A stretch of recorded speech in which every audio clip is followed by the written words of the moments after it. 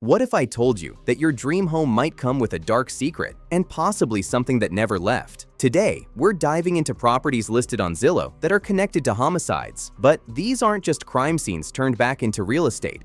Some of these homes come with unexplained footsteps, shadows in empty hallways, and stories from neighbors who swear something still lingers inside. So here's the question: would you live in a house where someone was killed, especially if the price was slashed in half? And what if there's a chance you wouldn't be living there alone? Let's explore some of the most notorious and possibly haunted properties on the market right now. At number 1, we have the Moselle Estate. Our first stop is a property that became the epicenter of one of the most sensational true crime sagas in American history. Located deep in the South Carolina Lowcountry, the Moselle Estate was once the private hunting retreat of the powerful Murdaugh family. Today, it's back on the market for $2.2 million, but you'd hardly recognize it from the crime scene photos that dominated the news. On the night of June 7, 2021, this 1,700-acre estate became a house of horrors. Disgraced attorney Alex Murdaugh ambushed his wife, Maggie, and their 22-year-old son, Paul, near the property's dog kennels. The brutal double murder eventually unraveled a decades-long web of corruption, drug addiction, and local influence, leading to Alex's conviction and 2 life sentences. But for many, the bad juju here goes back even further. In 2018, the family's longtime housekeeper, Gloria Satterfield, suffered a fatal trip and fall on the front steps of this very house. Between the murders and the mysterious accidents, locals began referring to the area as a place of extreme negative energy.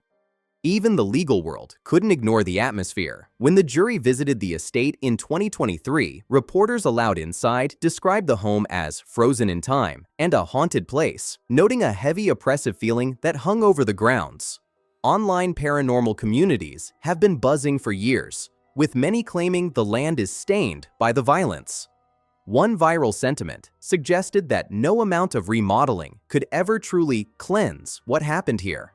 The current owner, renovator Alex Blair, clearly felt that weight. After buying the home for $1 million in early 2024, he didn't just paint the walls, he gutted the entire interior. Most tellingly, he completely demolished the dog kennels and the airplane hangar, the primary sites of the murders. He even claims to have kept the original kennel door as a piece of evidence, while replacing the structures with horse paddocks and a barn. Despite the luxury upgrades, the gourmet kitchen, and the 48 manicured acres, the Murdaugh Murder House has already seen a $500,000 price cut since it was first relisted. It raises the ultimate question for any Zillow surfer: can you ever truly renovate away the ghosts of the past? At number 2, we have the S.K. Pierce Mansion. If the Moselle Estate is a house trying to forget its past, 4 West Broadway is a house that refuses to let go. Known as the S.K. Pierce Mansion, this 7,000-square-foot Victorian is a legend in the paranormal community. You see, this isn't just a home with a dark history. It is a property where the history and the hauntings are one and the same. Built in 1875 by a wealthy furniture tycoon, the mansion was designed to be a masterpiece, but tragedy moved in before the family even unpacked. Just weeks after crossing the threshold, Pierce's wife, Susan, died from a sudden, brutal illness, sparking rumors of a Pierce curse that would haunt the bloodline for generations. As the family fortune faded, the mansion was carved into a boarding house, and that's when the stories turned truly grim. There are accounts of a strangling in the Red Room and a 1963 incident where a boarder was found burned to death in the master bedroom. Some investigators still point to that case as a rare example of spontaneous human combustion. This isn't just local folklore either. Previous owners were driven out in less than 2 years, reporting disembodied voices, furniture sliding across the floor, and, most disturbingly, the discovery of human bones buried in the dirt floor of the basement. For decades, this house struggled to sell, often sitting on the market for a fraction of its value. But in the 2025 real estate market, things changed. It was rebranded as a turnkey, haunted Airbnb, and it worked. This past September, it sold for a staggering $1 million. It turns out, in the world of high-end real estate, a terrifying reputation isn't a liability, it's a luxury. At number 3, we have the McRaven House. We are heading deep into the heart of Vicksburg, Mississippi, to a property known as the Time Capsule of the South. But don't let the historic charm fool you. The McRaven House isn't just a museum, it has been called the most haunted house in the state, and once you hear the history, you'll understand why. What makes McRaven so unique is that it was built in 3 different stages, and each era left behind its own set of ghosts. First, there was Andrew Glass, a highwayman who built the kitchen in 1797. He used the house as a hideout to rob travelers on the Natchez Trace. And legend says his own wife finally ended him by slitting his throat in the upstairs bedroom. His spirit is known to be aggressive, often making visitors feel uneasy the moment they step into his territory.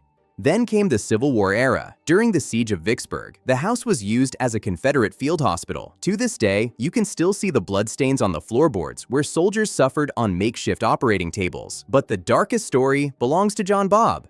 In 1864, he encountered a group of Union soldiers in his garden. After a brief confrontation, he was chased down and murdered just 100 yards from his own front door. His widow, Selena, found him crumpled on the ground, and many believe John still strolls the balcony today, eternally restless because his killers never faced justice.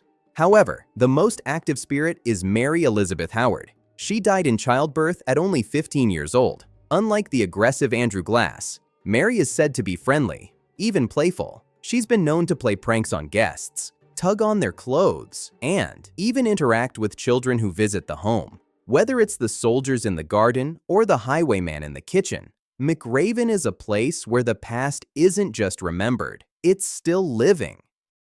At number 4, we have the Sallie House. Next, we head to Atchison, Kansas, to a home that proves a dark reputation is the ultimate real estate asset. This is 508 North 2nd Street, better known as the Sallie House. In February of 2016, this modest 800-square-foot home made national headlines when it was listed on Zillow for a staggering $1 million for a simple 3-bedroom brick house in a town where similar properties sell for under $50,000. That 7-figure price tag had everything to do with the spirits supposedly trapped inside. The owner marketed the sale as a once-in-a-lifetime business opportunity, essentially trying to sell the Sallie brand along with the brick and mortar. The dark history of this property stems from a medical nightmare at the turn of the century. The home originally belonged to a local physician who used the front rooms as his surgery. Legend says a 6-year-old girl named Sallie was rushed here with a ruptured appendix, and the doctor, believing he had no time to wait for anesthesia, began the operation while she was still conscious. She died in agony on the operating table, and many believe she has remained in the house ever since, viewing any male presence as her torturer. For decades, the home functioned as a standard rental, but in the early 90s, a young couple moved in and the activity turned violent. The husband was targeted with unexplained scratches and burns, and fires would break out in the nursery without any logical cause. The house remains a powerhouse in the paranormal industry. Today, it is operated as a commercial haunted destination where every visitor is required to sign a legal liability waiver just to enter. It is a sobering reminder that in the world of real estate, some houses aren't just properties, they are legacies of pain that can't be appraised by square footage alone. At number 5, we have the Lemp Mansion. Our next stop takes us to St. Louis, Missouri, to a property that is widely considered the most cursed estate in America. This is the Lemp Mansion. Unlike other homes where a single tragedy defines the property, the Lemp family legacy is a relentless cycle of self-destruction that played out within these 33 rooms for over half a century. From 1868 to 1949, 4 separate members of the Lemp brewing dynasty took their own lives, 3 of them right here inside the family home. The Lemps were once beer royalty, building a 10-city block brewery empire that was valued at $7 million in the late 1800s. But the fortune seemed to come with a heavy price. The curse began in 1901 with the mysterious death of the heir apparent, Frederick Lemp.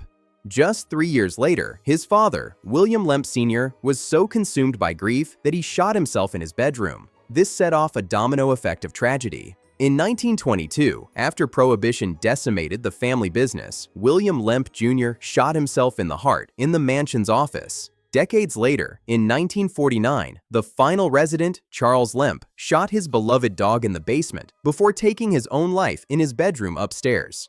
Following the final suicide, the mansion underwent a radical shift in its real estate status. It was sold and operated as a rundown boarding house for decades, losing much of its Gilded Age splendor until it was rescued and restored in the mid-70s. Today, it is no longer a private residence, but a thriving bed and breakfast where you can actually spend the night in the very rooms where the Lemp family met their ends. The most famous room in the house is the Lavender Suite, named for Lillian Lemp, the Lavender Lady, who was known for her obsession with the color. Guests here frequently report the feeling of being watched, phantom footsteps, and a spectral peeping Tom in the downstairs bathroom. Even in the modern era, the mansion refuses to stay quiet. Investigators have documented disembodied voices, vanishing audio files, and even the apparition of a monkey-faced boy, rumored to be a hidden Lemp child born with a disability, peeking out of the attic windows. The Lemp Mansion is a rare example of a property that has successfully converted its darkest history into a commercial empire. It's a place where the tragedy didn't just end with the family line. It became the foundation of the house's eternal identity.